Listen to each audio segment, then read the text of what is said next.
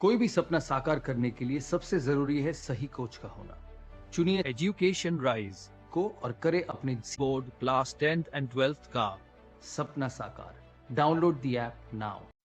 Hello everyone, most welcome to education rise. आज हम पढ़ेंगे हरिवंश राय बच्चन साहब की दूसरी कविता दिन जल्दी जल्दी ढलता है।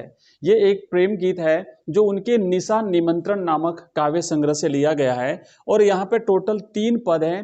तीनों पद में से पहला जो पद है इसमें एक पथिक के बारे में बताया गया है कि जो एक पथिक है, जो पंक्ति है, वो जल्दी जल्दी क्यों चलता है। दूसरा पद है उसमें एक चिड़िया के बारे में बताया गया है कि चिड़िया जल्दी जल्दी अपने पंख क्यों जो है वो पंख फैला करके क्यों दौड़ना चाहती है, अपने पंख जल्दी जल्दी क्यों चलाती है। और तीसरे पद में कवि खुद अपने बारे में बता रहा है कि वो क्यों घर नहीं जाना चाहता, क्या कारण है। तो देखो लिखा है कि हो जाए न पथ में रात कहीं, हो जाए न पथ में रात कहीं, मंजिल भी तो है दूर नहीं, मंजिल भी तो है दूर नहीं, यह सोच थका दिन का पंथी भी जल्दी जल्दी चलता है और दिन जल्दी जल्दी ढलता है। बच्चों इसी प्रकार की कुछ पंक्तियां अंग्रेजी की एक पोइम में है। लिखा है कि the woods are lovely deep, the woods are lovely dark and deep, the woods are lovely dark and deep, but I have promises to keep and miles to go before I sleep and miles to go before I sleep। अब देखिए करते हैं हम इसका वर्णन। आज का अपना है दूसरा दिन और इस दूसरे दिन में आज हम पढ़ेंगे दूसरी पोइम। हम कर रहे हैं हिंदी अनिवार्य का कंप्लीट रिवीजन। इस रिवीजन के तहत हमारे ये जो पोइम है दिन जल्दी जल्दी ढलता है, तो इसके बारे में ये जो पहला पद है इसमें मैंने पहले ही आपको बताया एक पथिक के बारे में कहा गया है। जो पथिक किसी लंबी अपने गंतव्य की ओर जा रहा है और पैदल जा रहा है, तो वो पथिक जब अपने गंतव्य की तरफ चलते चलते सोच रहा है कि मुझे अब तो और जल्दी कदम बढ़ाना पड़ेगा, क्योंकि अब मेरा गंतव्य, मेरी मंजिल, मेरा जो लक्ष्य है वो अब ज्यादा दूर नहीं है ना। मंजिल भी जो है वो दूर अब नहीं है, तो मैं जल्दी कदम बढ़ाऊं, अन्यथा कहीं बीच रास्ते में रात नहीं हो जाए। ये तो हुआ इसका शाब्दिक अर्थ। इसका प्रतीकात्मक अर्थ बच्चों ये होता है कि हम अपने जीवन में जब जैसे जैसे आगे बढ़ते हैं वैसे वैसे हमारा लक्ष्य जो है हमें और जल्दी कोशिश करके प्राप्त कर लेना चाहिए, क्योंकि इस जीवन का कोई भरोसा नहीं है, पता नहीं कब ये दिन जो है वो ढल जाए। तो देखो क्या कह रहा है कि हो जाए न पथ में रात कहीं। एक पथिक रास्ते पर चलते चलते ये सोच रहा है कि कहीं रास्ते में ही रात नहीं हो जाए, तो मैं क्या करूं कि मंजिल भी तो है दूर नहीं, अब मेरी मंजिल भी ज्यादा दूर नहीं है, तो मैं और थोड़ा तेज चलूं ताकि मैं अपनी मंजिल पर पहुंचूं।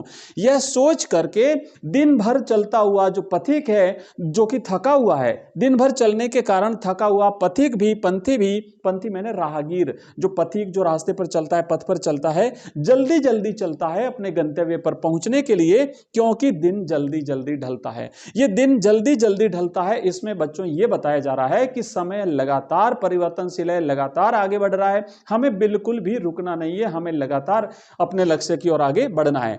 अब यहां से कुछ छोटे छोटे प्रश्न बन सकते हैं, वो इस प्रकार बन सकते हैं। मान लीजिए पहली अंतिम पंक्ति जो है उसमें लिखा है कि जल्दी जल्दी शब्द में कौन सा अलंकार है। तो बच्चों जल्दी जल्दी शब्द का रिपीटेशन हो रहा है और यहां पे पुनरुक्ति प्रकाश अलंकार है, क्योंकि जल्दी जल्दी का अर्थ सेम ही है ना, इसका कोई अर्थ भिन्न नहीं है। जब किसी शब्द की आवृत्ति होती है और उसका अर्थ जब भिन्न नहीं हो बल्कि सेम अर्थ, वही अर्थ हो, तो वहां पे होता है पुनरुक्ति प्रकाश अलंकार। इसी तरीके से देखो इसकी 3 कंडीशन होती है कि जब शब्द की आवृत्ति होती है लेकिन उसका अर्थ भी उतनी ही बार भिन्न होता है, तब वहां पे होता है यमक अलंकार। अगर शब्द की आवृत्ति नहीं हो रही है लेकिन फिर भी अर्थ भिन्न, अगर भिन्न भिन्न आ रहा है, तो वहां पे होता है श्लेष अलंकार। और यहां पे शब्द का रिपीटेशन हो रहा है, आवृत्ति हो रही है लेकिन अर्थ समान है, तो वहां पर होता है पुनरुक्ति प्रकाश अलंकार। ठीक है। दूसरा ये आ सकता है प्रश्न, क्योंकि अगर थोड़ा सा जटिल प्रश्न पूछा यहां पे, तो ये पूछा जा सकता है कि भाई पहले पद में जो कविता दिन जल्दी जल्दी ढलता है, इसमें पहले पद में किसका वर्णन किया हुआ है। तो हम यहां कहेंगे कि पहले पद में एक पथिक जो है वो अपने बारे में ये सोचता है कि मुझे अपने गंतव्य पर पहुंचना है और कहीं रास्ते में रात नहीं हो जाए, तो वो जल्दी जल्दी चलता है। तो पहले पद में एक पथिक जल्दी जल्दी क्यों चलता है। दूसरा प्रश्न यह हो सकता है क्योंकि वो अपने गंतव्य स्थान पर पहुंचना चाहता है।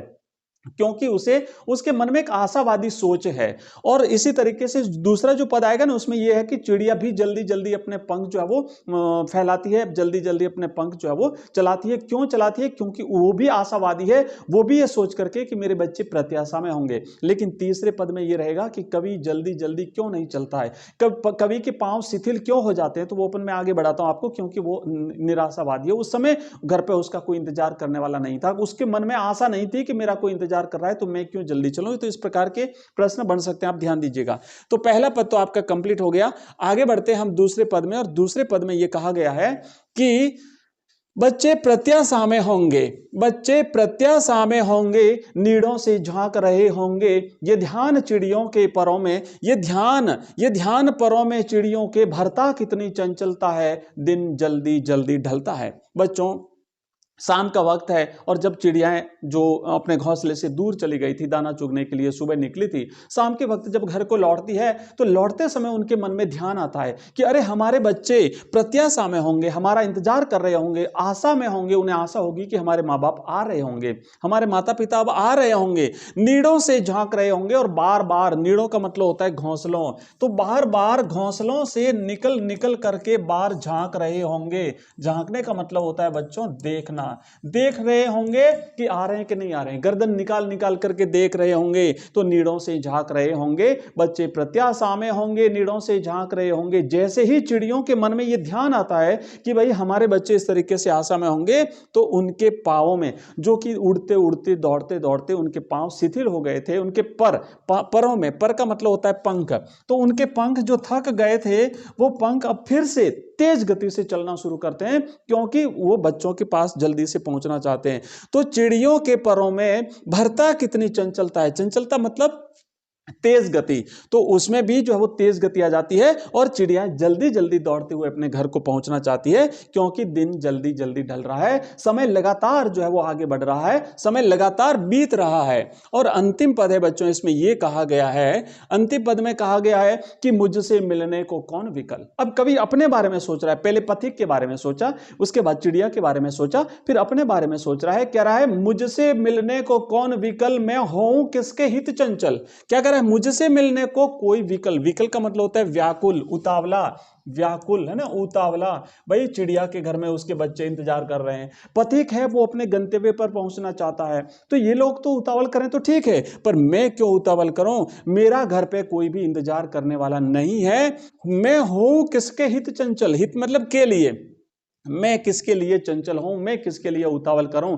उस समय कवि हरिवंश राय बच्चन साहब की पहली पत्नी का निधन हो चुका था और अपने भावों को, अपने दुख को, उद्गारों को इस तरीके से कविता के माध्यम से व्यक्त करते हुए कहते हैं। फिर क्या कहते हैं कि जैसे ये ध्यान आता है कि भाई मेरा घर पे कोई इंतजार करने वाला नहीं है, तो ये प्रश्न उनके हृदय में, उनके दिमाग में आते ही शिथिल करता पद को, पद का मतलब होता है पांव, तो यहां पर कवि के पांव शिथिल हो जाते हैं, ढीले हो जाते हैं, थक जाते हैं करता, और भर उर में विहलता है, उर मैंने हृदय, और उनके हृदय में एक विहलता का भाव भर देता है, व्याकुलता का भाव, थोड़ा सा निराशा का भाव, थोड़ा सा हताशा का भाव जो है वो उनके मन में भर देता है। दिन जल्दी जल्दी ढलता है, समय लगातार जो है वो तेज गति से आगे बढ़ रहा है। तो ये थी हमारी दूसरी कविता, पहले अध्याय हरिवंश राय बच्चन साहब की दो कविताएं हमने पढ़ी। पहली पढ़ी थी हमने आत्म परिचय, जिसमें कवि अपना खुद का परिचय देते हुए जो है वो सारी चीजों को बताता है, जगत के साथ अपना रिश्ता बताता है। दूसरी कविता में भी कवि ने अपने आप को इसमें शामिल किया है। ध्यान रखना, यहां से प्रश्न यह बन सकता है कि ये जो दिन जल्दी जल्दी ढलता है ये कैसा गीत है, तो ये एक प्रेम गीत है। फिर कहता है कि भाई ये गीत जो है वो किस में से लिया गया है, तो ये कवि के निशा निमंत्रण में से लिया गया है। फिर इसमें टोटल 3 पद हैं, बिल्कुल स्पष्ट सा है कि टोटल 3 पद हैं। पहले पद में कवि ने एक पथिक के बारे में वर्णन किया है, दूसरे पद में कवि ने एक चिड़िया का वर्णन किया है, और तीसरे पद में कवि खुद अपने स्वयं के बारे में बताता है। तो इस तरीके से हमने ये पढ़ा है और ये रिवीजन हमारा लगातार ऐसे ही चलता रहेगा बच्चों। पर डे आपको एक वीडियो मिलेगा, पर डे एक चैप्टर हम पढ़ेंगे हिंदी का, और इस तरीके से हमारा जो टारगेट है उस टारगेट के भीतर कंप्लीट करेंगे इस संपूर्ण सिलेबस को, और इसके क्वेश्चन आंसर्स भी हम आने वाली हमारी क्लासेस में करेंगे। अगर आपको ये वीडियो पसंद आए तो चैनल को सब्सक्राइब करिए अगर आप नए हैं तो, और अगर आपका कोई भी डाउट हो तो इस वीडियो के कमेंट बॉक्स में मुझे कमेंट कर दीजिए। साथ ही साथ इस वीडियो की कंप्लीट पीडीएफ, हमारे वीडियोस, एमसीक्यूज, नोट्स और ऑनलाइन टेस्ट सब कुछ अगर आप प्राप्त करना चाहते हैं तो आप हमारा ऐप डाउनलोड कर लीजिए बच्चों। एजुकेशन राइज नाम से हमारा ऐप है। इस वीडियो के डिस्क्रिप्शन में उसका लिंक दिया हुआ है, एजुकेशन राइज, उस लिंक दिया हुआ लिंक पे क्लिक करके आप इस ऐप को डाउनलोड कर लीजिएगा। यहाँ पे आपको कंप्लीट कोर्सेज मिल जाएंगे, सारे कोर्सेज आपको मिल जाएंगे, मॉडल पेपर्स मिल जाएंगे, टेस्ट सीरीज मिल जाएगी, सब कुछ आपको यहाँ पे मिलेगा। इसी के साथ आप हमारा व्हाट्सएप ग्रुप अगर ज्वाइन करना चाहते हो तो आप इस नंबर को हमें मैसेज कर दीजिएगा, व्हाट्सएप नंबर 9079622989। इस नंबर पर आप हमें मैसेज कर दीजिएगा, आपको सारे लिंक्स, हमारी वेबसाइट के लिंक, ऐप के लिंक, सब कुछ आपको प्राप्त हो जाएगी। मिलते हैं अगली क्लास में नेक्स्ट, तब तक के लिए जय हिंद, जय भारत।